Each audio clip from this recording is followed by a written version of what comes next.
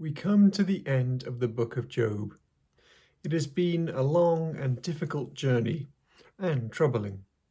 Its purpose has been to explore the nature of the world when chaos, tragedy, and grief disrupt our notion of it as orderly, moral, and just. Job serves as the most severe example of loss and suffering.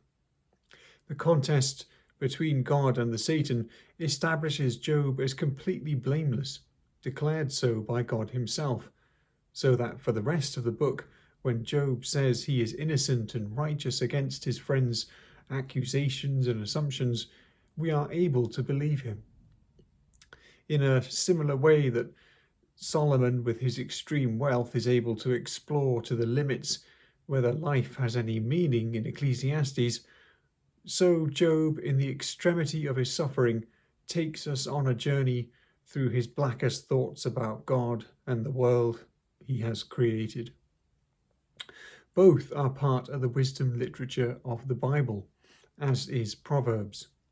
It is designed to provoke, to trouble, to question, to compare, evaluate, and ultimately to ponder.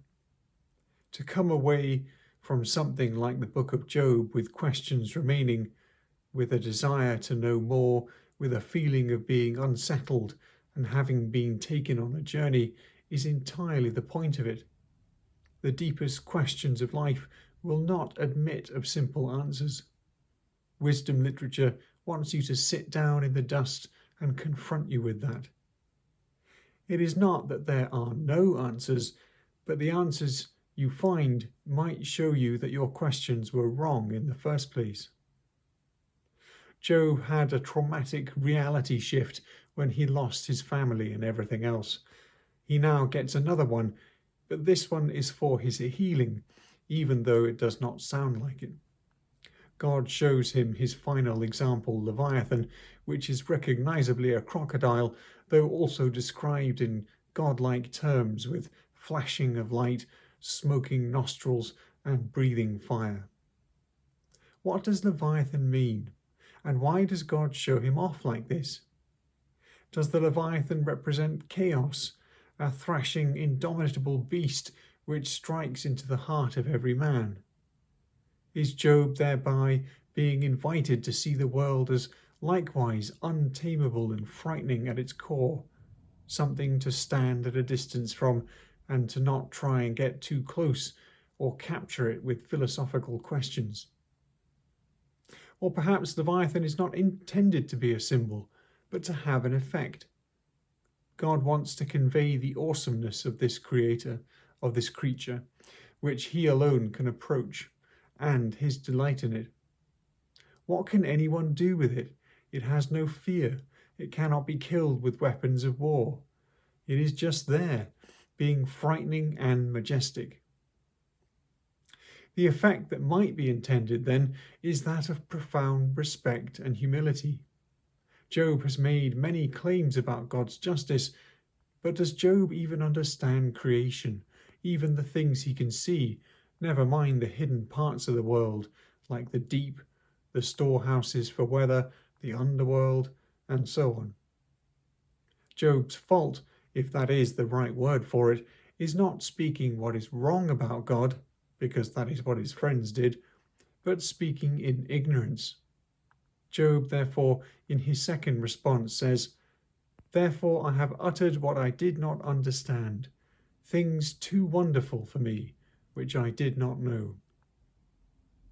Job realizes, because he has been so powerfully confronted with it, that he has spoken of matters that are even deeper and more mysterious than creation itself. Were God even to reveal the operations of justice to Job, he would not be able to understand it. Is Job comforted then, or does he simply resign in despair? I think it is both. God's greatness, which has been made so clear to him, must be reassuring that there is a moral order in the world, that there are many hidden things with God which are not explainable to mortals. This requires trust, but God in these speeches has given him evidence which I think would renew that trust. God was right beforehand. Job was right beforehand that God was majestic and terrifying, but there is nothing like seeing a thing you have only heard about. But God did not intend to terrify like he does the wicked. The overwhelming sense of God's greatness was intended to heal Job, to be the answer not of the mind, but of the heart. In the epilogue, Job's friends or torturers face the hot anger of God. The English translation doesn't convey how bad it is, but essentially God is saying that if these three don't make amends via his servant Job, he doesn't know what he'll do to them. The price of 7 bulls and 7 rams is extremely high. The last few verses are about Job's restoration, which is double what he had before. His wife must still be there, but she is not mentioned. It was the mothers who named the children, but here Job names the daughters. The sons are unnamed. The daughters' beauty is part of the blessing for Job, and the fact that they also inherit along with their brothers shows just how wealthy Job has become.